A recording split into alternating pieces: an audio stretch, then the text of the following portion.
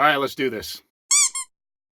What's good, people? Agent Jules reporting for duty. Welcome to what is supposed to be the new setup of 2020, and also welcome to the first crossover of 2020, where I will be crossing over Steven Universe and King of the Hill, because it amuses me. Why these two? Because they fit. If you really think about it, they kind of fit. And truth be told, in addition to watching a lot of Steven Universe Future, I've been watching a lot of King of the Hill, catching up on it and remembering all the good times I had with it, all the zany moments like the, Pocket Sand. You can't forget Pocket Sand. It'll be with us forever. So, I'm going to be kind of talking both kind of about Steven Universe, obviously, and about King of the Hill. And you know what? I'm just going to kind of wing it because both shows have something that I value. And it's really interesting to see how the two coincide. So kick back, buckle up, grab your favorites, Alamo beer, or chaps, or whatever cartoon reference nonsense you want to shovel down your face. Remember to smash the like button for the YouTube algorithm. And let's dive into this hoo-ha, shall we? So, the Steven Universe King of the Hill crossover, also known as King of the Universe. This is not an original idea. I've seen it actually done before. In fact, I think there's actually a pic that exists. It's actually, the first time I saw it drawn was by some DeviantArt user named, let me look at my notes so I can pronounce the name, PLASMATIEL? PLASMATIEL on DeviantArt made the first King of the Universe picture that I saw. So the thing is that I love both shows. And I love them for not only the obvious different reasons, but also because of similar reasons. I have to admit, when it came to King of the Hill, I kind of slept on it at first, and I'm kind of ashamed to admit it now. You see, whenever it came on when I was much younger, because, it really got popular in the early 2000s, and that's when I was still a kid. And during that time, the animation was very, not animated, it was very boring, I guess, for a kid who has no attention span. And so I didn't really get into it, and whenever it came on TV, I changed the channel. I would just watch it, and I would go like, hey, where's my them? This isn't fun. That's what I sounded like as a kid. I made a lot of noises and had a funny lisp. I made gopher noises. I don't know what a gopher sounds like. Don't at me. Eventually, I finally bit the bullet and sat down and watched it, and it ended up being really funny. I can't tell you which episode I first saw in its completion. They all kind of blend together, and not in a bad way. King of the Hill is such a rich and smart animated TV show. It's not like anything I've really seen before or since, and I say that a lot in cartoons. I've said it a lot in a lot of my drawing inspiration videos. But with King of the Hill, it once again rings true. It's very much a thought-provocative show. It's very mellow, and it very much goes into the adage of still waters run deep. It also has a really great fan base and a really great meme legacy. I mean, there have been countless memes of the Hank, Boomhauer, Bill, and Dale as like anime characters. There's a lot of anime crossovers. You'll see stuff like the one I mentioned. Attack on Hill is a great one. And there's actually even ones that I've drawn in the past. And at the same time, Steven Universe also kind of has that meme-ness to it. It's really good for crossing over things. I mean, they even did a canon crossover with Uncle Grandpa, for crying out loud. So, ultimately, I do love both shows, and I love how they have shockingly similar parallels. And it's quite joyous, hence the reason I'm drawing this picture and adding to the King of the Universe trash fire. You see, both shows have an eager young boy ready to take on the world, a doting father interested in the boy's development but bumblingly ignorant on the nuances of their lifestyle, an overbearing mother who presents herself as pleasant and approachable but secretly masks a self-centered and cruelly negligent dark side, and they both have Connie. It's like looking at twins. Twins. So, the construction of this piece. You're going to notice that I'm going to look a lot less at the camera and more at my notes and computer because I actually have the picture pulled up. So I can pour over it and talk to you about my thought process making it. So anyway, as I look at this piece, the main thing I'm doing is I'm sticking with the King of the Universe, King of the Hill art style, and I'm just dressing the characters up as the Steven Universe characters. To be perfectly honest, the reason why I'm doing this is because fusing them or fusing art styles or dressing up the Steven Universe characters as King of the Hill characters wouldn't be as funny. And let me explain why, or at least try to explain why. You see, the thing is, like, Steven Universe works better with weirdness. It's a weird show, and the art style kind of has to match that weirdness. It embraces it.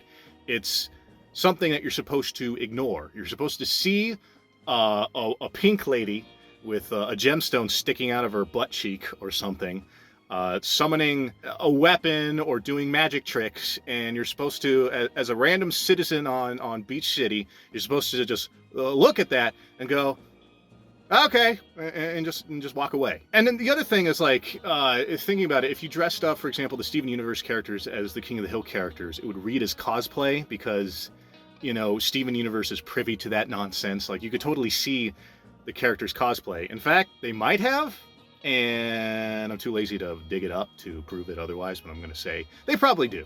So it just kind of doesn't work. Now, King of the Hill, on the other hand, is a show that is very weary of weirdness. In fact, that's part of what makes the dynamic between Hank Hill and Bobby Hill so fascinating.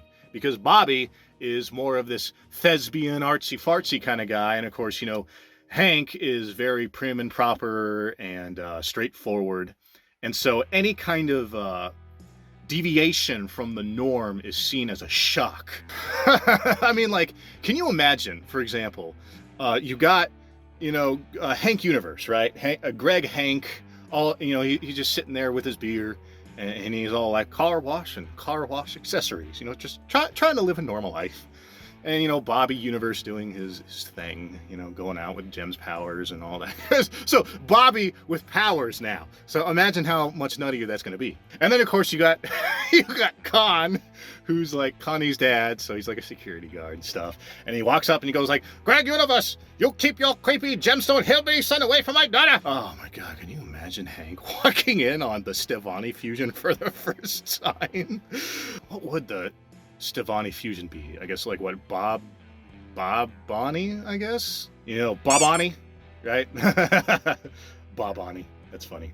I really love doing these crossovers in the same way that I really love the concept of, like, the abridged anime. You guys are probably familiar with, like, you know, Team 4 Star with Dragon Ball Z Abridged, and there have been other abridged series, like there's Hellsing Abridged, which is also by Team 4 Star, but I've seen some other ones, like way back in the day there was like Dub of the North Star and whatnot. I love that concept because it really takes the idea of the straight man concept being thrown in a wacky situation and trying their best to stay grounded. It's very much that, like, dry British humor, you know, that kind of Monty Python wackiness, the you know, the original British Office, you know, that hardcore cringe humor, so to speak, of very much trying to stay the straight and narrow as hard as possible with insanity going about around you. It's a very unique style of humor that I love. I love it almost as much as I love dark humor. And I think the reason why is because dark humor kind of borrows from that concept of having to take a situation that is dire or serious, and then adding stuff that is humorous and trying to essentially maintain a straight face throughout it. Like, once again, imagine, if you will, King of the Universe as a real show. Okay? So you have this idea of this car wash guy just trying to do normal stuff, and, like, basically being in the middle of all of the shenanigans that Steven Bobby gets himself into, but having Hank's temperaments of, you know, not liking things that are weird and, like, trying to keep Steven Bobby on the straight and narrow and, you know, making sure that he grows up to be an upstanding young man. And here he is gallivanting off with these aliens. And, you know, he's just trying his best just to, you know, run his car wash business with car wash and car wash accessories. That would be a hilarious show. I would like to see something like that. Actually, you know what? I don't want to see something like that because I want to make something like that. You know, that would be my goal, is to make a show that has that kind of feeling. A show that feels like an anime abridged kind of show, where you take something as dire as a war between aliens and you know, people like these young plucky teens trying their best to save the world. All the while, zany things are happening, and like the father is just trying to run his stinking car wash business, and it keeps getting blown up by giant pufferfish and hands that fly, and he's just going like, ah, damn it, Steven.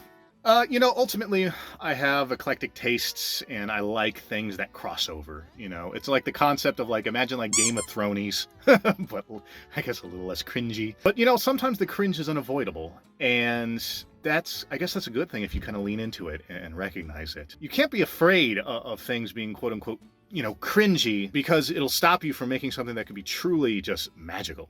If you can create something good that has good characters that you can really connect to, you can tell any story that you want. You know, you can tell a story about talking boxes that have been struck by nuclear lightning and given powers to turn into hats that fly. You can just do whatever you damn well please. And that's the magic of it. And so with that last thought, I think it's time to wrap it up for today. So, if you like what you see and you wish to see more, go ahead and gingerly tickle those sacred buttons that I always yammer about. Not only does it help the channel out in the algorithm, but it lets me know if you like stuff that I actually make.